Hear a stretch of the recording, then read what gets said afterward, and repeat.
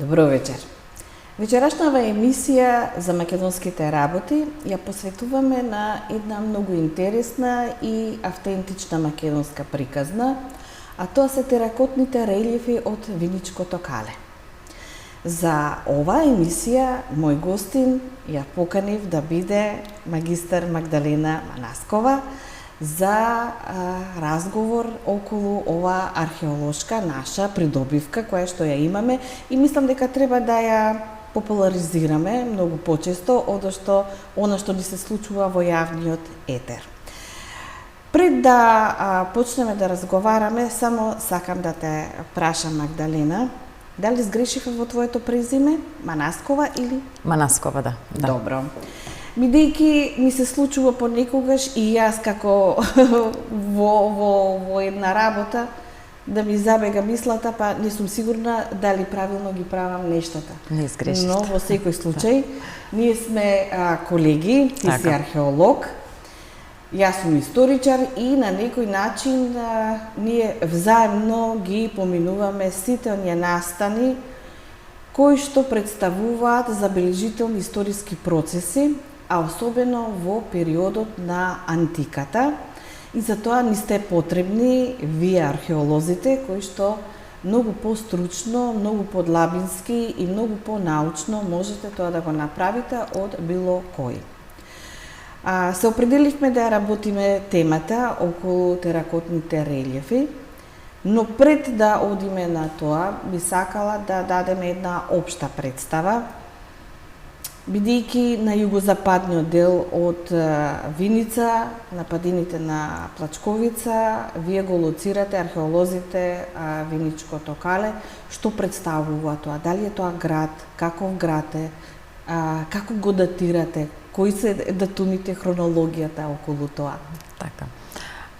Добро вечер до вашите гледачи на самиот почеток. Ке ми дозволите да ви се заблагодарам на поканата и да ја поздравам оваа емисија, затоа што многу ретко во етерот ни се овозможува на нас од нашиве струки да ги презентираме истражувањата и она на кое што работиме. Темата, како што кажавте, е мощна и интересна, актуелна е веќе 40 години. Следната, 2025 година, ќе се навршат точно 40 години од првите археолошки истражувања на археолошкиот локалитет Виничко кале.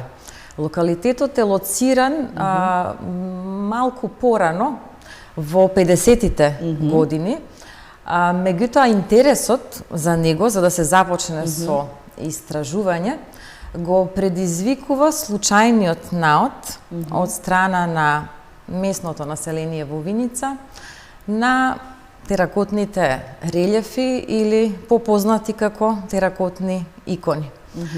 Токму нивното случајно откривање го води тогашен археолошки музеј на Македонија да направи најпрви теренска проспекција, а во 1985 година да започнат и првите археолошки истражувања, кои што со мали прекини траат до ден денес.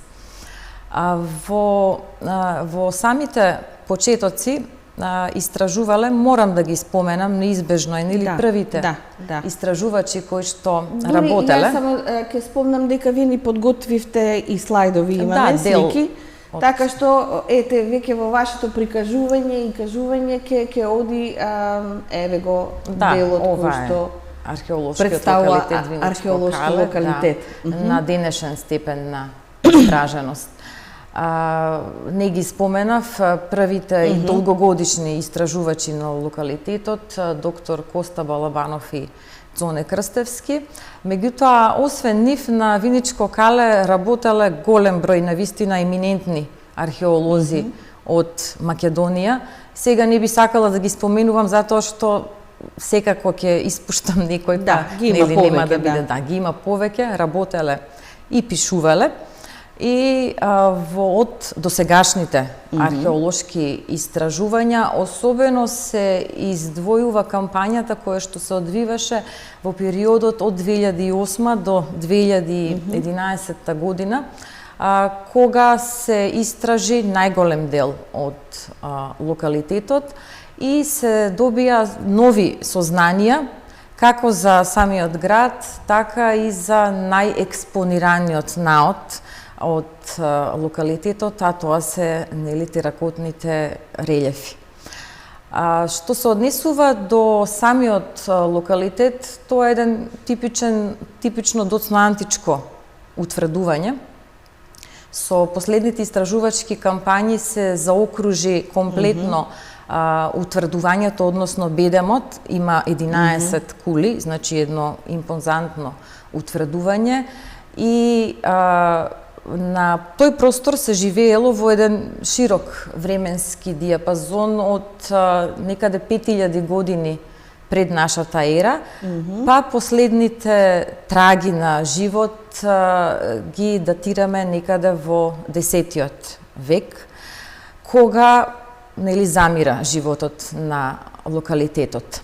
Тука би сакала да споменам дека постои хијатус, односно во досегашните археолошки истражувања немаме детектирано наоди од периодот од 7 до 9 век. Така да тука постои хијатус во стратиграфијата на локалитетот, што не значи дека со понатамошните истражувања нема да се промени ова стратиграфија.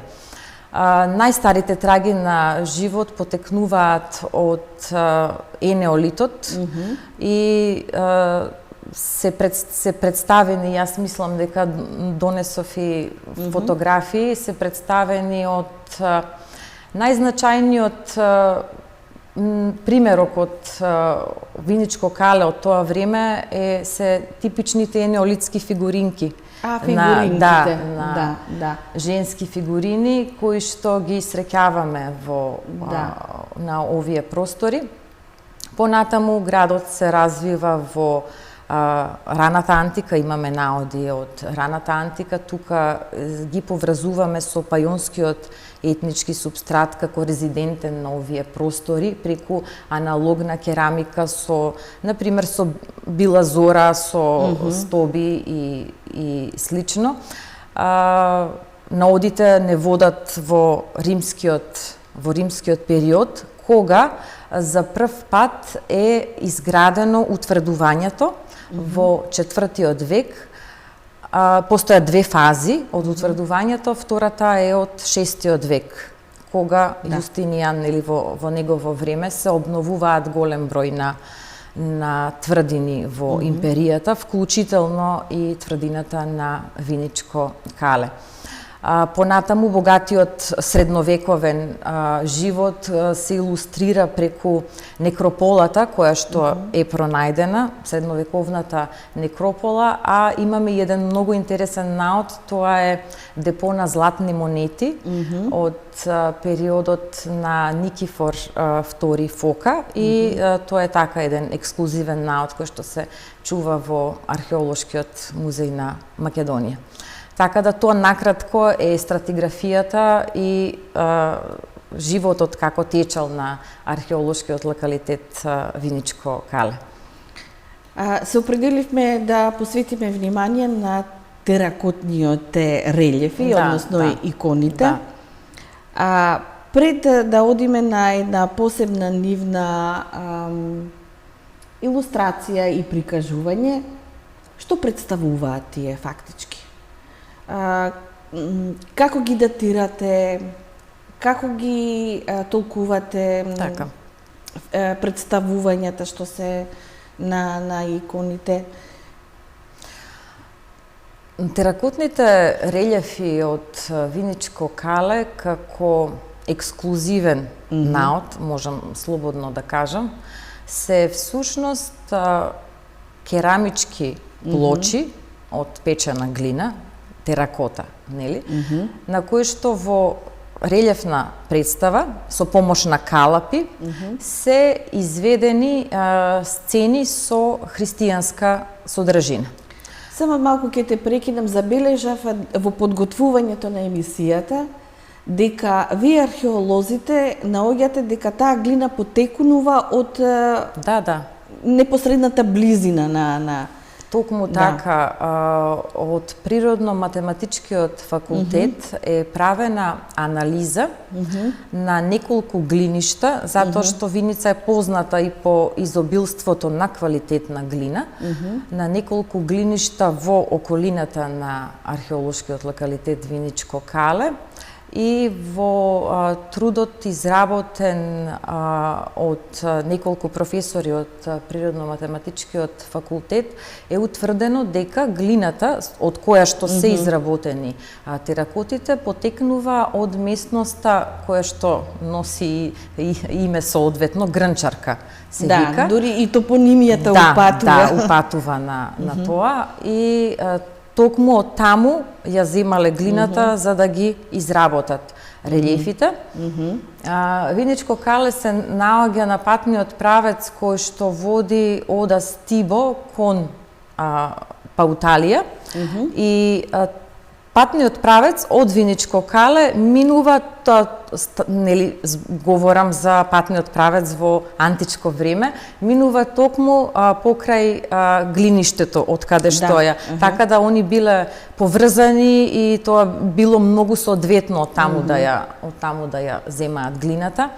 И со ова анализа паѓа во вода една од теориите дека тие биле правени на друго место, а по завршувањето на употребната вредност биле донесени на локалитетот.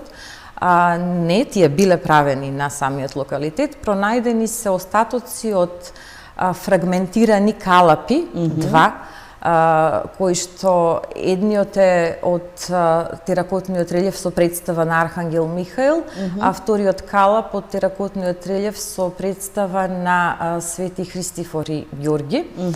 И тоа е уште еден доказ кој што упатува дека тие биле изработувани на самиот локалитет.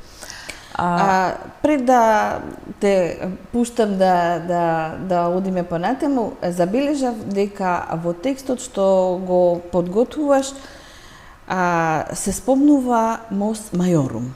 Да. Дали се тие фактички од таа традиција и таа филозофија на живење? Јас во моментот работам на една од представите. Ги има вкупно 12 кои што се дешифрирани.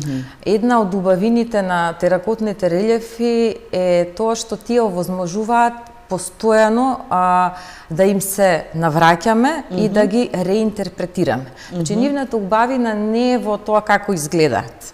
Мајсторот кој што ги работел немал некакви занаетчиски способности. Естетски. Да, и естетиката воопшто не е она што ги прави толку познати. Туку пораките кои што ги носат, специфичноста на ансамблот и на изборот на сцени кои што се представени. Мост Мајорум јас го врзувам со представата на Ахил. Така и последното издание кое што се однесува на теракотите е книгата која што моментално е при крај, да не речам во печат, се работи за книгата Хомеровиот Ахил во христијански контекст.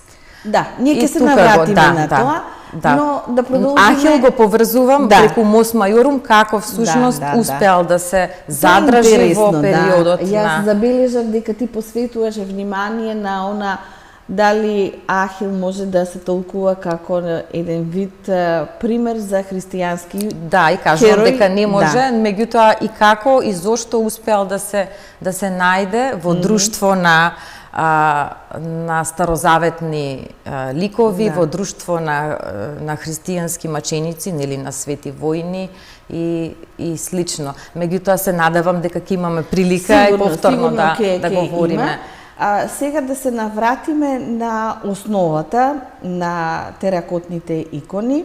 Во разговор со тебе, кога се подготувавме, ти ми спомна дури и околу корекција на датирањето. Да.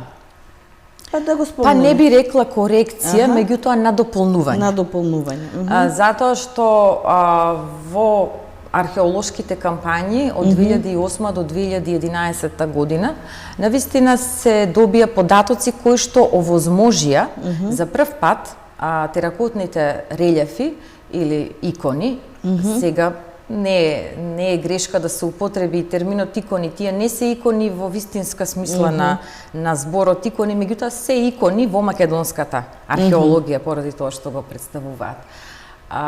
Се добија податоци кои што овозможија за прв пат со помош на археолошки докази да се стави горната, да се дојде до горната граница на нивното датирање. Тие порано биле датирани во широк временски диапазон од 3-тиот век па се до 9-тиот век.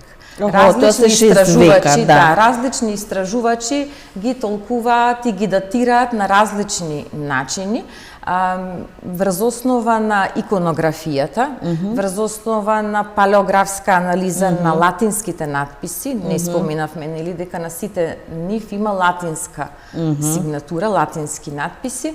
Меѓутоа досега не била земена предвид археолошката компонента, како би рекла, најзначајна за да се дојде до некое попрецизно датирање. Затоа што само со комбинација нели со овие методи, пишувани извори, иконографска анализа може да се надополни датирањето на теракотите.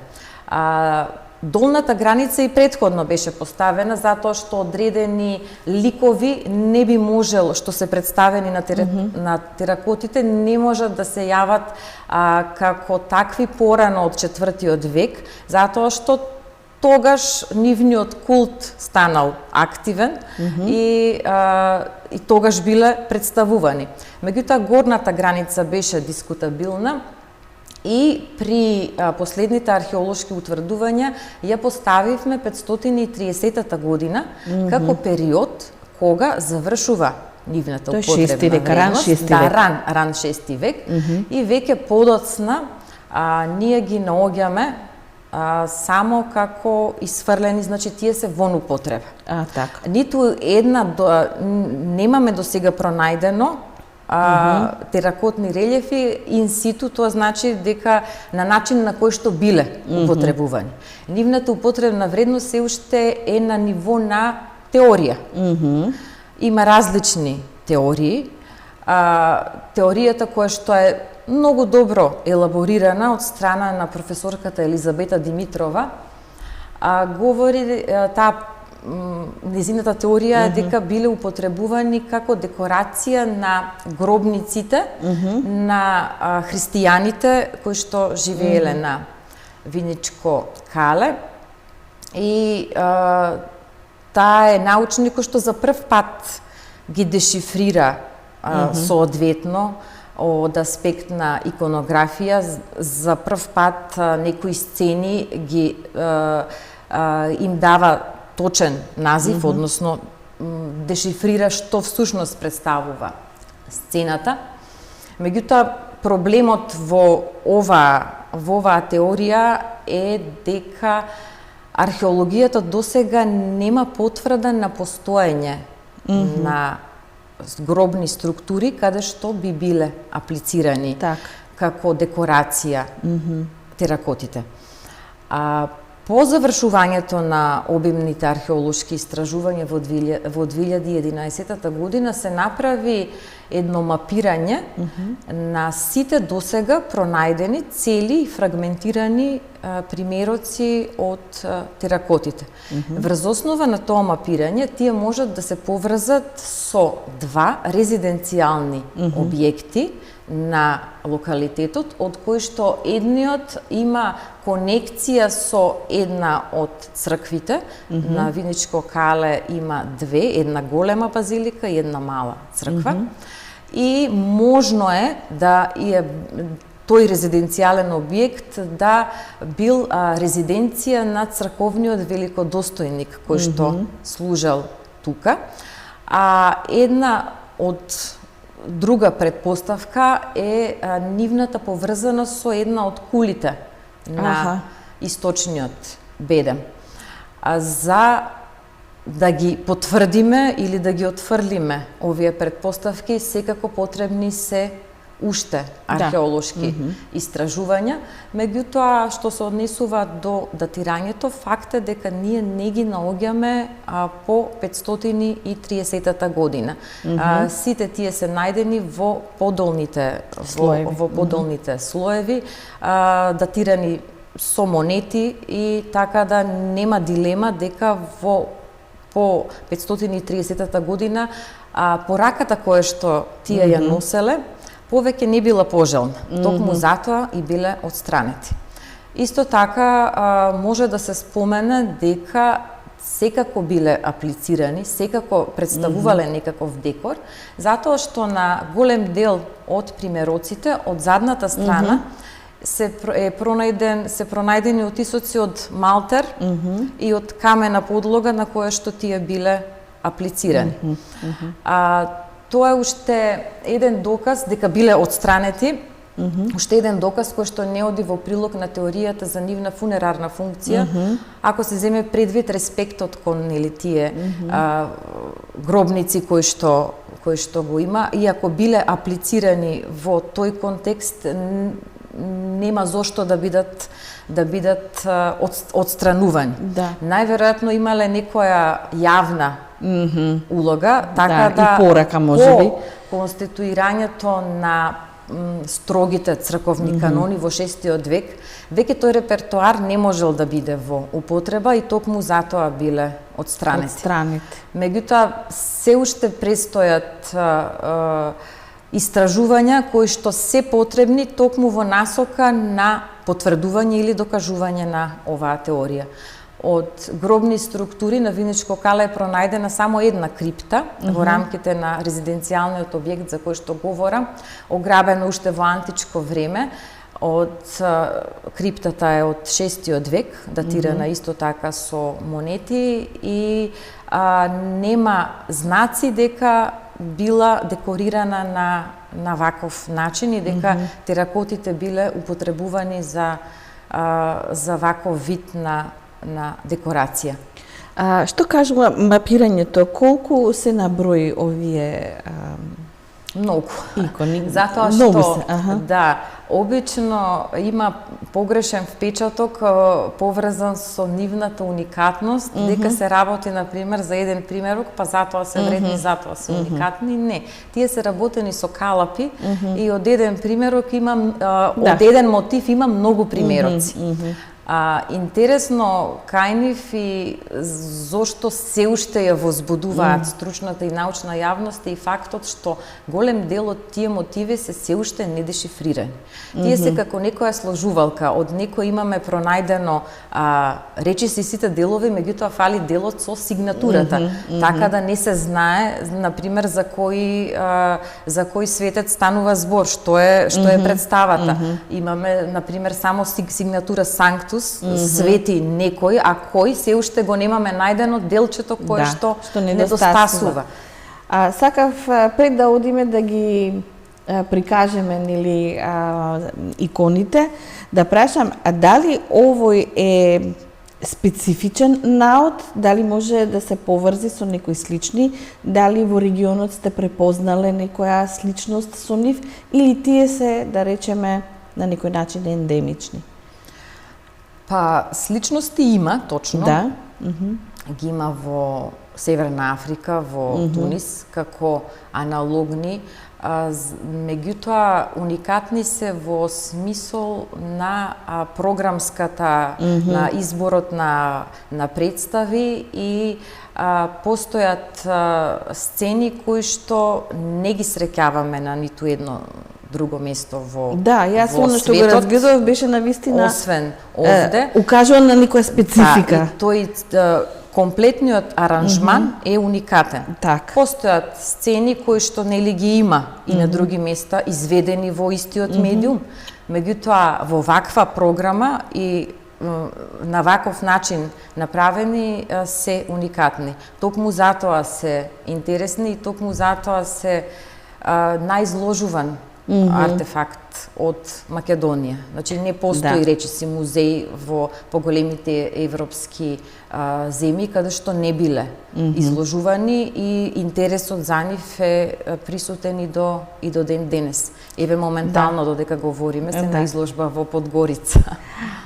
Ке се осврнеме на изложбите, јас сега ќе замолам да ни ги пуштат сликите со фрагментите, овде имаме некој фрагмент. Да, ова се Христифор и Георги. Добро, во ред, јас ќе ги оние двајца, мислам, ова е Христифор и Георги. Да. Знам дека ти имаш и превод од латинскиот напис. Да, ги имам сите преводи, како што кажав, најголем дел од преводите и анализа на она може да се вратиме повторно на што е како порака, ги има направено уште 1993 година професорката Елизабета Димитров. Да. И ова е Христифор и Георги. Сега јас би сакала тука пред да ги искоментираме, да додадам уште нешто кое што од неодамна ни се роди како теза, поврзано со теракотите, при анализа на оружјето, кое што е представено на делот од теракотите.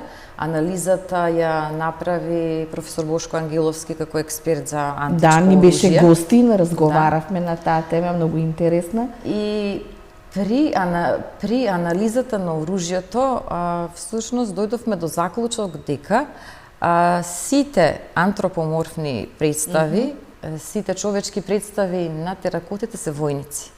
Да. И јас тоа го забележав како лаик, не сум археолог. Сите се војници, тоа е многу интересно. Да, војничкиот дел. И по таа анализа произлезе еден интересен текст кој што сега е во печат со колегата Ангеловски и со Паско Кузман, кој што се однесува на војничките референции на иконите, затоа што професорот Ангеловски детално го анализираше оружјето, иако мајсторот кој што ги работел калапите не е баш, нели, како што кажавме, за да ги представи, меѓутоа сепак може да се добијат сознание од тоа. И текстот се однесува на војничките референции и на можното нивно апотропејско значење на иконите. Таа теза за прв пат е пласирана во 1991 година, кога тие прв пат биле изложени во Скопје во каталог по повод нивната тогашна изложба од страна на Коста Балабанов, затоа што тој случајно нашле еден фрагмент од теракота под една од кулите и тогаш ја пласира тезата за нивно апотропејско значење. Ние ја елаборираме малку повеќе, затоа што освен на теракотите на кои што има представено војници, на теракотите на кои што се представени битки. Има неколку теракоти кои што се уште не се комплетирани, меѓутоа јасно се гледа дека тука станува збор за некоја битка. Дури јас забележав, ние сега ќе ги проследиме сите, а повеќето од нив се светци, меѓутоа во една воена конотација. Свети војни од представата од Стариот Завет на Джошуа и Калеб, тие исто така, нели, генерали. И така да нема представа човечка која што не е војник или не е поврзана со војската. Во таа насока и силниот милитантен карактер на тврдината тоа го овозможува. Значи тука се пронајдени остатоци од оружје, офанзивно и дефанзивно, сега да не навлегувам за да не погрешам во тој дел, меѓутоа сето тоа говори дека можеби војниците се целната група за која што бил наменет тој репертоар и пораките, и пораките кои што ги носат. Затоа што пораките за живот после смртта, пораките за спас кои што го носи христијанството, неминовно се однесуваат на војникот затоа што кој е поблиску до смртта секојдневно од него. Така да тие пораки на иконите високо резонираат со тогашните војници. Вие спомнавте 11 кули. Да, ако бедемо тоа, значи дека сериозна некоја војничка намена има тука. Така и се развил самиот град. И тие биле употребувани во еден турбулентен и биле правени во еден турбулентен период. Да спомнеме дека царството се поделило 395-та година на источно и западно, а фактички го опфаќа периодот кога еве веќе сега ги датирате вие иконите. Да, иконите ги датираме во 5-тиот век. Во 5-тиот век, ова е веќе крај на 4-ти. Да, еден турбулентен период, период на варварски напади и кога она кое што им го презентираат иконите на војниците е соодветно токму нели за нив како приликите. Да, за нив како целна група. И сега зошто биле отстранети по 530 година, веќе одредени мотиви кои што се среќаваат, не се вклопуваат во подоцнежните веќе канонизирани представи на како на светителите, а и некои представи како Ахил повеќе не се пожелни за да бидат представени како нели во тој поран период кога се уште нели христијанството нема строги канони. Да, па сега може ние да се вратиме на сликите. Да. Некаде од 4-та, мислам, ова е локалитетот. Тоа е локалитетот сега, Дивичко Кале. Ајде да почнеме од ова. Имаме представа на бик. Да, тоа е представа на бик.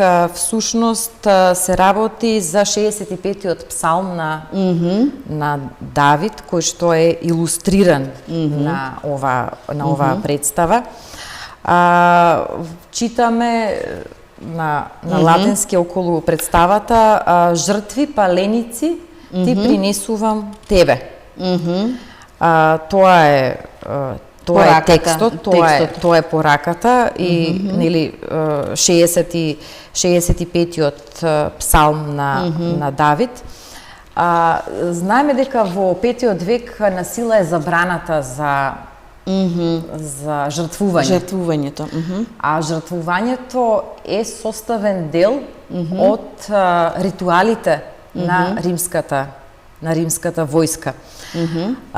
Иако со закон е забрането, сепак законите како високореторични текстови во 5-тиот век, како што гледаме од изворите, се многу пати повторувани. Зошто се повторувани? Затоа што не биле употребувани, односно во пракса не се спроведувале. Токму тоа е и случајот со жртвувањето, односно постојат докази дека се уште се практикувало жртвување.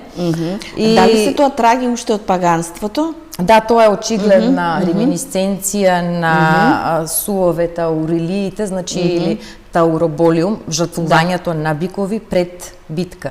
Значи овде имаме реминисценција, меѓутоа поврзана со новата религија, со христијанството. Но војникот нели христијанството веќе ја поместува парадигмата од принесување на жртва во тоа дека има само една жртва, дека Исус Христос е жртвата за сите. Меѓутоа овде се уште гледаме остатоци дека на некој начин се поврзува она што му е блиско на војникот со новата религија. Сега имавме приказ на тоа беше уште еден од псалмите на и тоа е дел од псалмите, понатаму. Како што кошутата жедна е по водните. Овде имаме некој фрагмент. Да, ова е исто псалм, 79-тиот псалм на Асаф. Текстот гласи: ти ја пренесе лозата од Египет. Вакви слични представи на винова лоза кои што нели се поврзуваат со Дионис среќаваме во Сагаласос, исто така една паганска реминисценција која што се поврзува со новата религија. Тоа очигледна е пораката, нели, исто за спас, за живот после смртта во контекст на новата религија, а иконографијата може да се следи и од по старите времиња. Да, одиме понатаму. Еве ги овие двајца мои омилени. Што сакавте да ја. Да. Тоа се Христифор, нели, со глава на куче представен, и Свети Ѓорги. Да. И како, нели, убиваат може да се вратиме. Да, може да. Се читаат нивните имиња. Да, многу читливо е. Прикажано е како убиваат змии, меѓутоа со човечка глава. Аха. Тоа е метафорични пораки. Метафорично, да. И многу забележуваме крстот е тука. Да, крстот Меѓунив. А ги газат змиите. Придружниот текст гласи: Господе Боже на силите, послушај ги нашите молитви. Да. Војници кои што нели што сигурно, значи, упатува на она војничка нарација. Да, тоа се. Одиме понатаму, овој фрагмент е многу интересен. Составуване повеќе години, како што споменав претходно. Првиот фрагмент е пронајден, не знам, некаде во 90-тите години. Последниот фрагмент е пронајден дури 2011 година, за да се склопи целата ова представа. На представата читаме дел од Евангелието на Матеј, Емануел, Nobiscum Deus, значи Бог е со нас, спасиме и спасен ќе бидам. Меѓутоа, она што е уште поинтересно, јавачот, нели, што го гледаме, тоа е една традиција која што на овие простори се среќава во широк временски период. Тракискиот коњаник и слично, значи, подсетува на или небескиот јавач, како што го има и на истокот. Меѓутоа, овде многу ни е значајно Nobiscum Deus, значи тоа е всушност борбениот крик на кога армијата одела во битка, го извикувала токму ова, така да уште една теракота која што несомнено се поврзува. Повика за напред, за авангардност, се настапување со војниците. Да. Еве и овде имаме сега. Ова е ништо друго, не е во репертоарот заедно со останатите теракоти. Кога прв пат е пронајдена, идентификувана е како крстот на првоповиканиот апостол Андреј и е датирана порано од теракотите, од останатиот репертоар. Меѓутоа, со последните археолошки истражувања се увиде дека не станува збор за нешто што може да се датира порано, туку со аналогија од цркви во Италија, Сан Джове, вакви касетирани плочи, глинени, со вегетабилни и животински мотиви, секако, нели, пак има тука христијанска символика, биле употребувани како декорација за таваниците. Впрочем, и аналогните примероци од Тунис на теракоти исто така биле употребувани на овој начин. Во касетирани таваници биле вметнувани во касети како декорација. Меѓутоа, тоа не е случајот со теракотите од Виница, затоа што тие се подебели и не би можеле да ја имаат таа намена. Да. Ова е дел од ламеларен оклоп, војнички, пронајден на Виничкото кале, кој што говори и оди во прилог на силниот милитантен карактер на тврдината.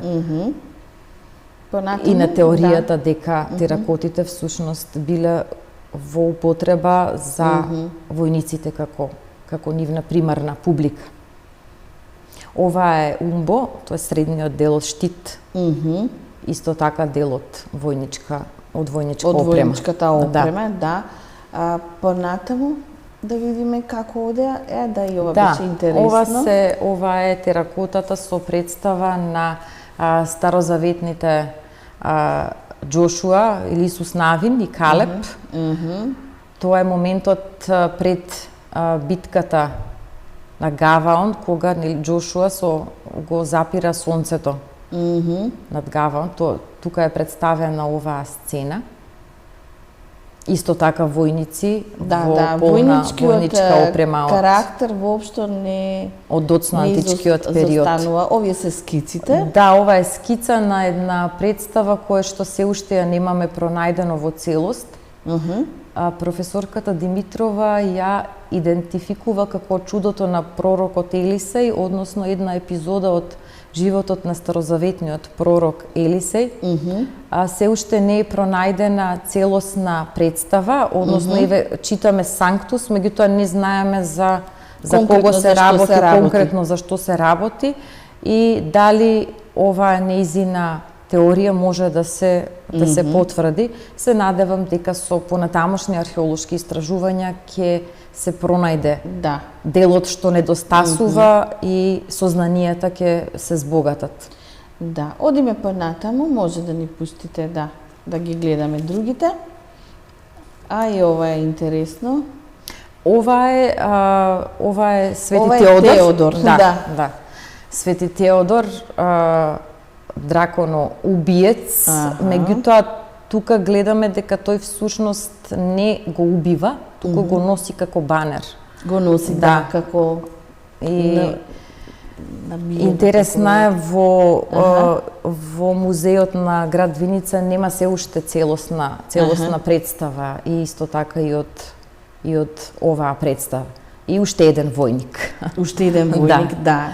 Уште еден свет војник. Да. Ова е крстот. Ова е Константиновиот крст. Крстот кој што Константин, нели по визијата што ја имал, со чија што помош победил во битката на Милвискиот мост и тоа исто така високо резонира со војниците како. Да.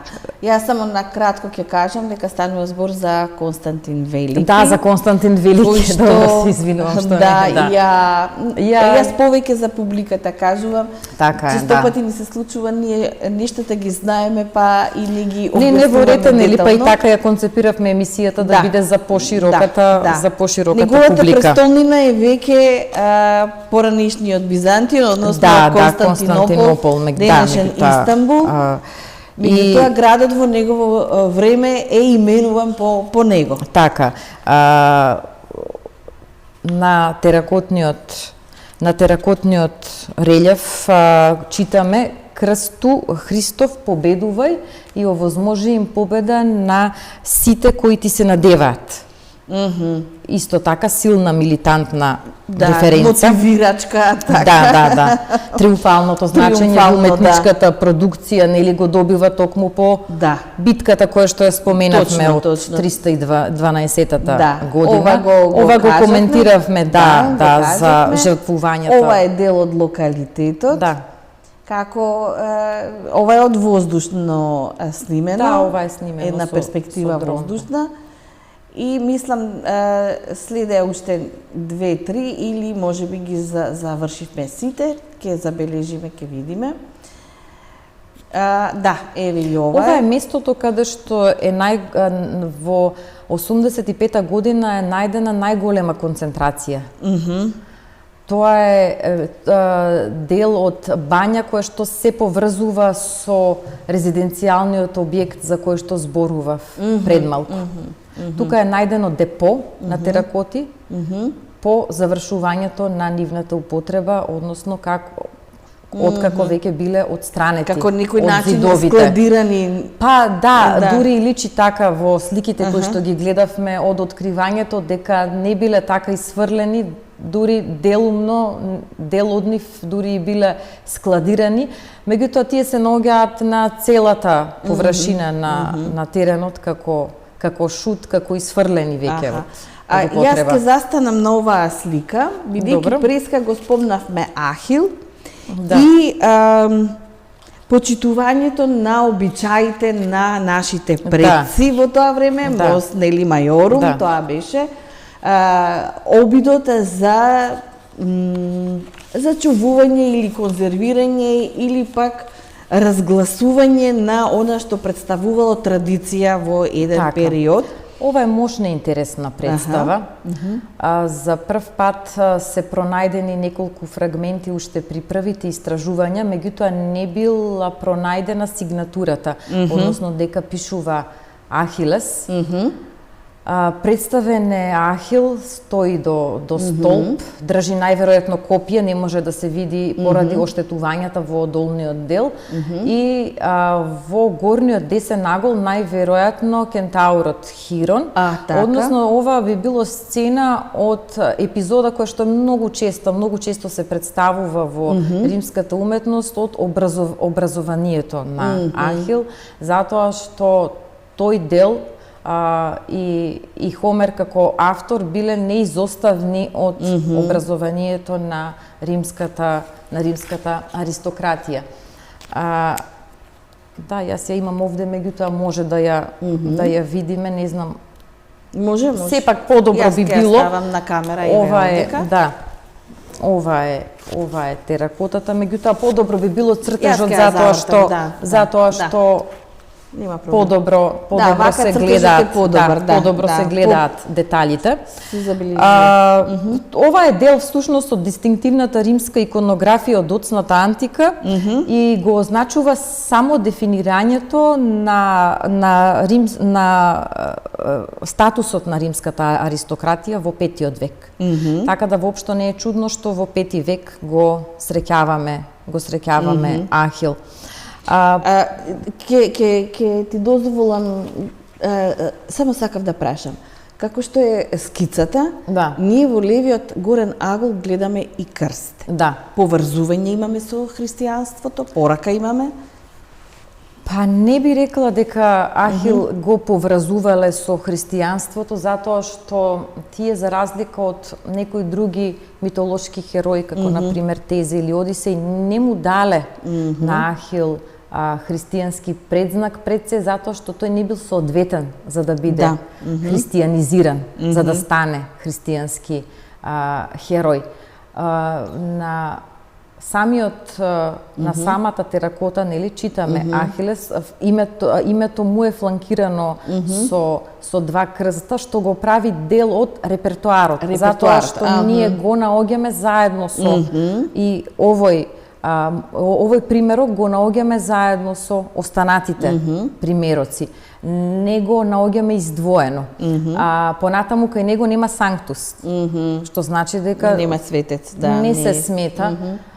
Представен е, нели, без облека и професорката Димитрова смета дека ова всушност е старозаветниот Тоби или Товит, затоа што тој е единствен кој што може да биде представен на ваков начин без облека, односно сцената на чудотворниот риболов на Товит. Во врска со надписот нема објаснување зошто стои Ахилес. Коста Балабанов го објаснува како Ахилес, значи верува дека е Ахилес, меѓутоа го датира на почетокот порано. Подоцна го датира нешто подоцна од 6 век, го датира во 7. Меѓутоа археолошките истражувања не дозволуваат оваа теракота да биде датирана поинаку од останатите.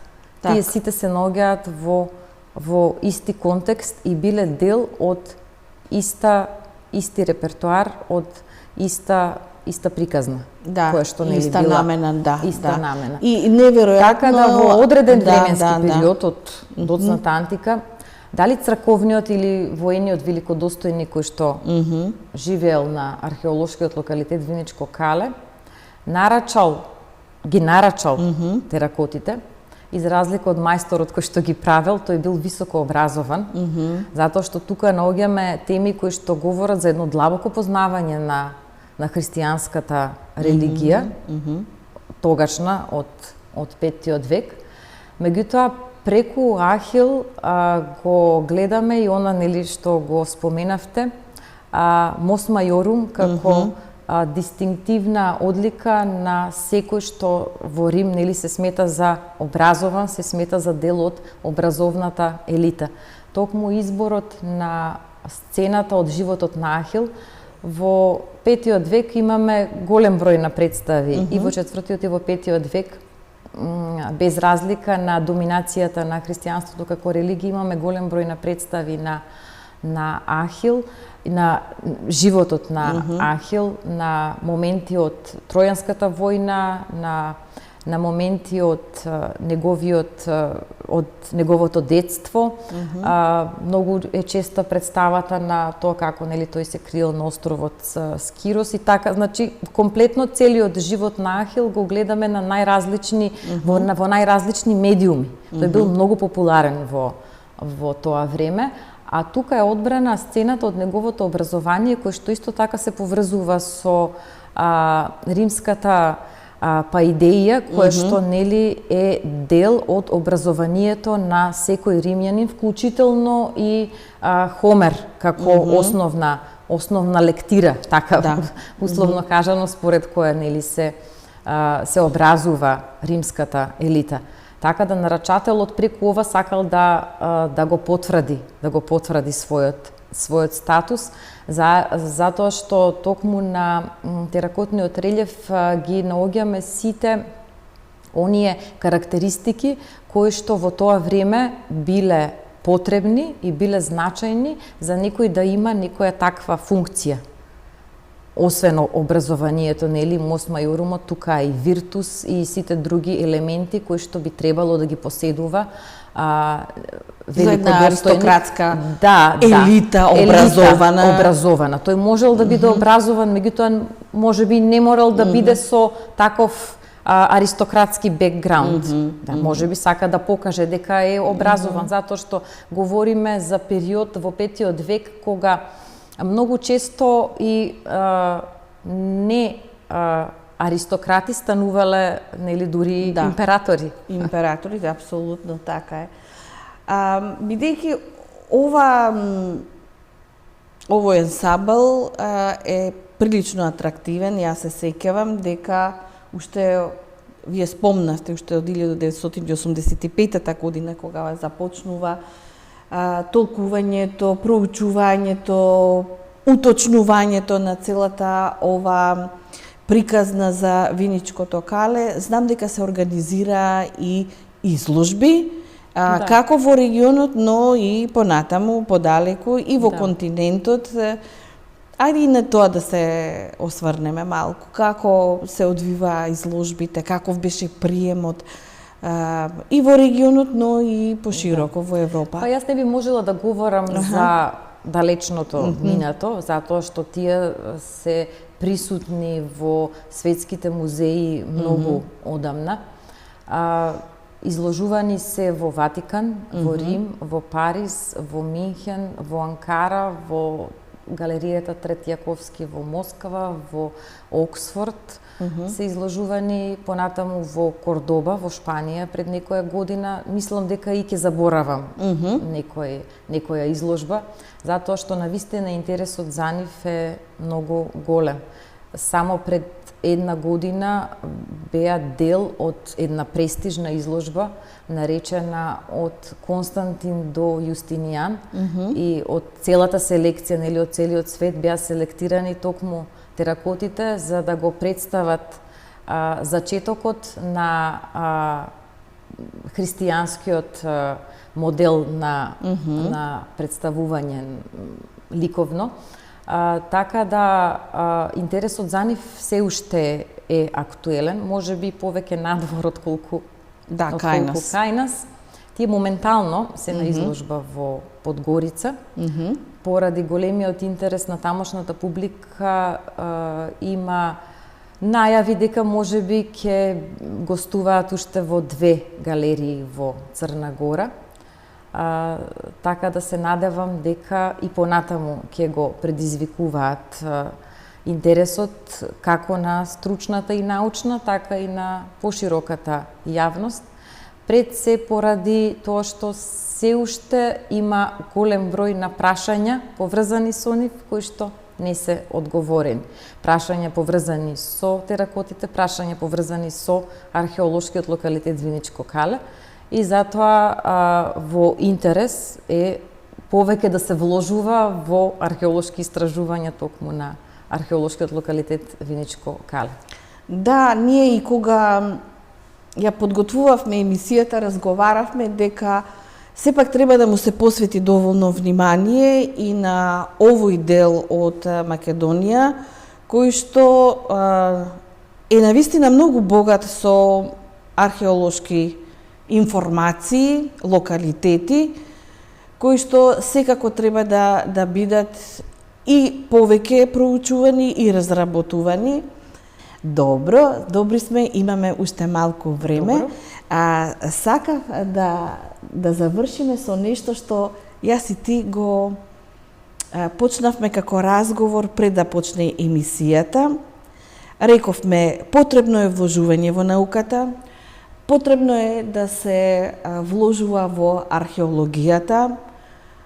Барем за нас, научниците, е многу важно државата да ја поддржува науката, културата, бидејќи тоа се дејности кои што на прв чекор не носат некој голем профит, но на едни подолгорочни патеки тоа носи и приход, и чест, и достоинство, но и профит. Па во таа насока еве да апелираме, ги спомнати термалните води и ми спомна за една римска термална бања која што постои во еден период, а во денешно време не е искористена. За жал така е. Ја спомнавме Виница дека може тоа да го користи. Да, секако. И се надевам дека ќе го користи. За Струмица исто така, за Кочани. Значи нешто што и во доцната антика и во римскиот период тоа било користено. Да, на археолошкиот локалитет Виничко Кале има 2 бањи. Како што споменавте, мора да се продолжи со истражување. Годинава, за жал, не беа одобрени средства за истражување, не знам зошто, на археолошкиот локалитет Виничко Кале. Таму е неопходна конзервација. Се започна со конзервација, се престана, нели како што кај нас одат работите, нема конзистентност и во тој дел. И се надевам дека состојбите ќе се променат. Тука морам да го споменам музеот на град Виница. Теракота се вика, во чест на теракотните релјефи. Тоа е еден редок музеј кој што навистина врши исклучително добра работа, што се однесува до презентација на теракотите. Токму последните изложби на кои што светот имаше можност да ги види и да дознае нешто повеќе за теракотите, се организирани и се реализирани со помош на малиот локален музеј од Виница, а и последните монографии кои што се однесуваат на теракотите се во издание на музеот на Теракота. на музеот на град Виница.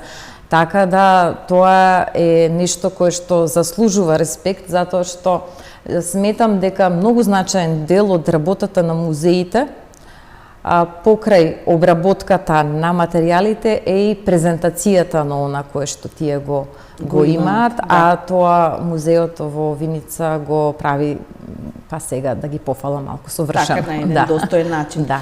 Магдалена, јас ти благодарам за учеството во оваа емисија, секако дека ќе имаме можности за една дополнителна епизода и разговор на теми од доцната антика. Драги гледачи, овде завршува денешното издание на емисијата за македонските работи. Ви посакувам секое добро и до следната епизода размислувајте на темите за македонската историја, самобитност и идентитет. Добра ноќ!